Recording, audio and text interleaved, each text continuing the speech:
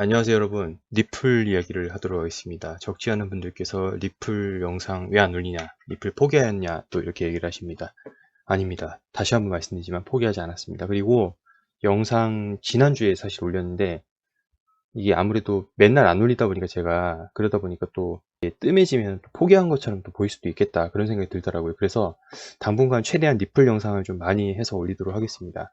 자, 오늘 좀 말씀드릴 거는 좀 전반적으로 우리가 연말까지 어떤 것을 또 기대를 하고 어떤 것을 관심을 가져야 될지, 그래서 시기적으로 좀 나눠봤는데요. 일단 7월 말 현재죠.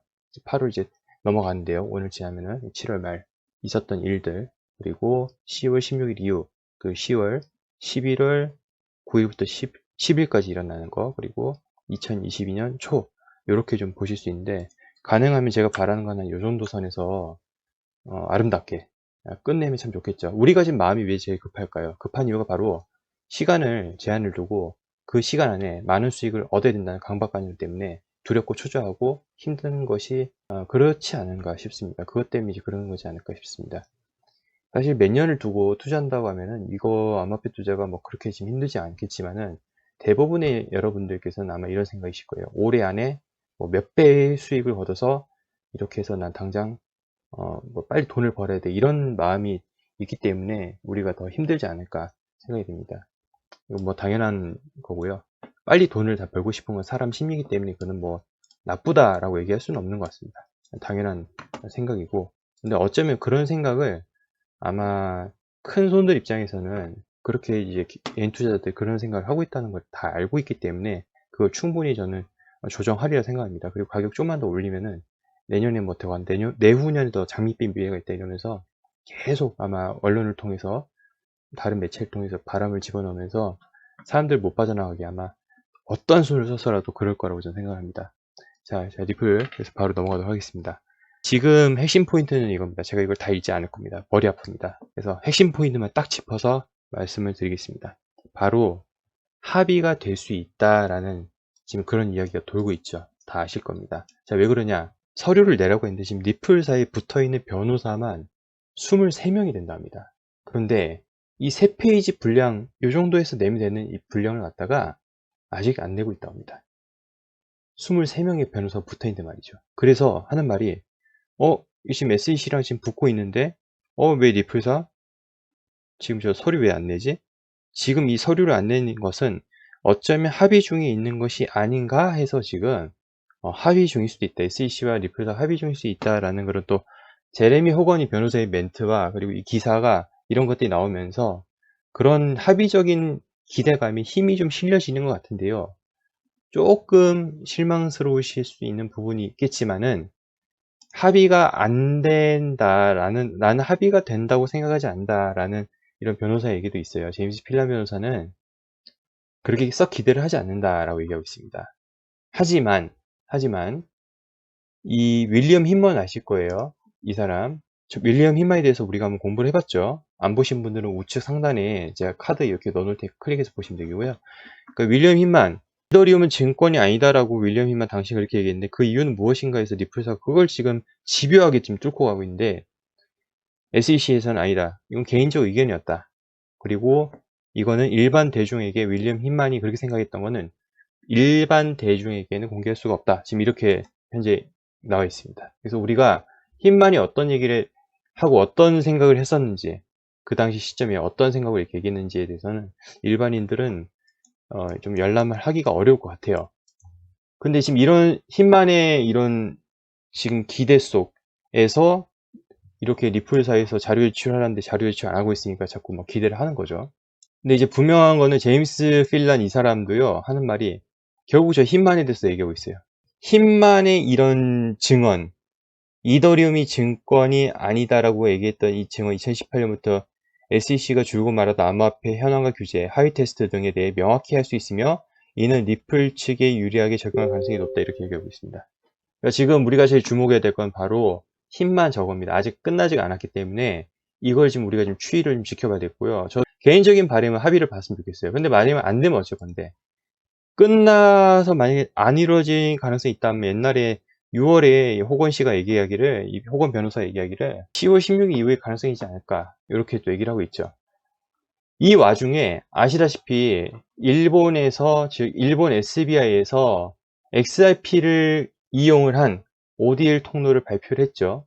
어디와 어디를 있는 거죠? 바로 일본과 필리핀에 있는 통로를 XRP를 통해서 지금 만들어낸 겁니다. 그러니까 이런 밀어붙임이 왜 의미가 있냐면은, 이렇게 지금 MMO하고 거래소들, 뭐 거래 리스팅 미국에 있는 데는 빼버리고 한동안 악재가 많았었는데, 실제 XRP를 쓸 수 있는 또 유즈 케이스를 큰 건을 하나 또 이렇게 만들었다는 거, 과감하게 이럴 때 발표했다는 거는 상당히 의미가 있다는 것이죠.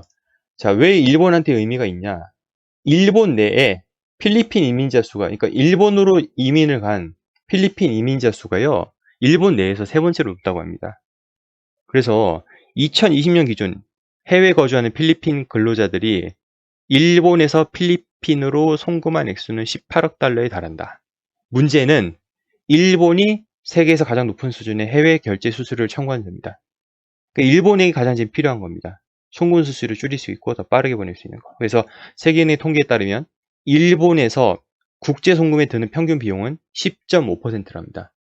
근데 G8 국가 평균 이보다 낮은 5.92%를 기록했다고 하니까 일본의 이 송금 수수료는 거의 지금 2배나 높은 거잖아요. 그러니까 이런 것을 XRP를 통해서, 즉 ODL을 통해서 해결을 하겠다라는 것이 지금 이 SBI가 생각하는 거죠. 이와 더불어서 필리핀뿐만 아니라 이제 다른 이런 또 통로, 송금 통로를 앞으로 또 개척하겠다라는 것이 또 이 SBI 또 계획인데요. 이런 것을 봤을 때 현재 이렇게 리플사에게 안 좋은 현재 상황이 흘러갈 때 이런 것을 과감하게 발표했다는 거, 네, 의미가 있다. 또한 여러분 이제 스웨일 아실 거예요. 이거 스웨일 모르시는 분들 제가 잠깐 말씀드리면요, 이 리플의 연례 행사입니다. 리플은요, 원래 리플랩스는 2013년에 설립됐는데 2013, 14, 15, 16 때는 스웨일이 없었어요. 2017년부터 스웨일이 있었습니다. 그게 첫 스웨일이었는데 왜 유명했냐? 그때 전 연준 의장 벤 버냉키부터 시작해서 많은 연사들이, 유명한 연사들이 왔었기 때문에 그때 스웨일이 되게 인기가 많았고, 더군다나 2017년 때도 불량이었지 않습니까? 대불량이었지 않습니까? 그거와 힘입어서 스웨일이 또 상당한 호재다. 스웨일이라는 가격이 올라간다. 그래서 그런 기대감이 있었던 거죠. 어쩌면 이번 스웨일이 2017년에 이어서, 물론 2018, 19, 20년도 있지만은 2021년 스웨일이 또 왜 의미가 있냐? 이런 또 대불장 속에 또 있는 거지 않습니까? 그러다 보면 연말까지 랠리가 만약에 유지가 된다, 그랬을 때 스웨일이 또 일어나면 또 상당한 우리 또 기대감, 그리고 그런 펌핑이 있지 않을까, 이렇게 볼 수 있는 거죠. 물론 스웨일 뭐 당일 아니면 전날, 스웨일 뭐 다음날 뭐 요쯤 해가지고 그 뒤로는 가격이 좀 조금 빠졌습니다. 그건 좀 염두에 두셔야 될 것 같고요. 다시 돌아와서요. 그래서 11월에 개최 예정입니다. 그러니까 2021년 11월 9일부터 10일까지 하는 거, 이게 나와 있고요. 여기에 대해서 상세적으로 나와 있지는 않습니다. 아직 2020년께 지금 나와 있기 때문에 아직 상세 업데이트는 아직 안 된 것으로 보이고요. 어쨌든 그래서 아까 날짜 말씀드렸던 것 중에 하나가 바로 스웰, 그래서 11월 9일부터 10일까지 리플에게 좋은 또 호재 시기가 있지 않을까. 그리고 리플 보고서 나왔죠? 2분기 전 세계 XRP 거래량 98% 급증했답니다. 이렇게 좋은 소식들은 되게 많습니다. 그리고 이건 제드 맥칼럼 맥이에요. 리플의 전 CTO, 전 최고 기술 책임자였어요. 지금 CTO는 데이빗 슈왈츠인데 이 사람이 나와서 스텔라 루멘을 만든 거잖아요. 근데 나오면서도 지금 XRP는 쥐고 있어요. 그래서 매달마다 이 사람은 제드 맥칼럼한테, 리플사가 제드 맥칼럼한테 XRP를 쏴줍니다. 제드 맥칼럼은 팔죠. 그래서 팔아서 본인이 가지고 있는 물량이 지금 좀 줄어들고 있어요. 그래서 제드 맥칼럼 이것 때문에 리플이 계속 가지고 있다는 악재였습니다. 덤핑 악재였어요. 이 사람이 파니까요. 안 오른다. 물량을 꽤 많이 가지고 있었기 때문이죠. 그래서 올해 들어오신 분은 모르실까봐 스웨일이랑 지금 제드 지금 살짝 알려드리는 건데, 이 제드 물량이 이제 3개월 내면 아마 고갈될 것이다 라는 그런 예측이 있어요. 현재 시점이 지금 7월 30일, 뭐 이거 기사 기준은 6월 4일이잖아요. 그러면 한 9월, 10월을 넉넉하게 보면은 또 이런 스웨일 할 때 요 전에 아니면 요 스웨일 할 때 요때쯤에서 제드 물량이 거의 다 고갈되지 않을까. 지금 제드 물량 얼마인데 그러실 거예요. 여기 사이트 그냥 쳐서 들어가시면 돼요, 여러분. 보이시죠?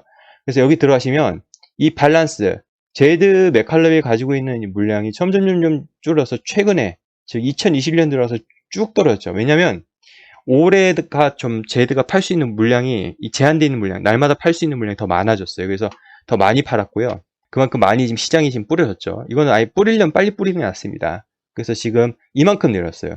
예전에 비하면, 특히 작년에 비하면 엄청나게 지금 잔여 물량이 많이 내려왔고, 현재 이 사이트에 따르면 제드 맥칼럽에 가지고 있는 XRP 남은 물량, 하락 한 7천만 개 정도 있다고 보시면 되겠고요.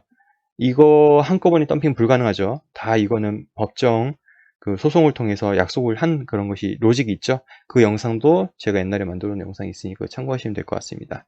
자, 그렇게 해서 다시 한번 우리가 좀 본다면요.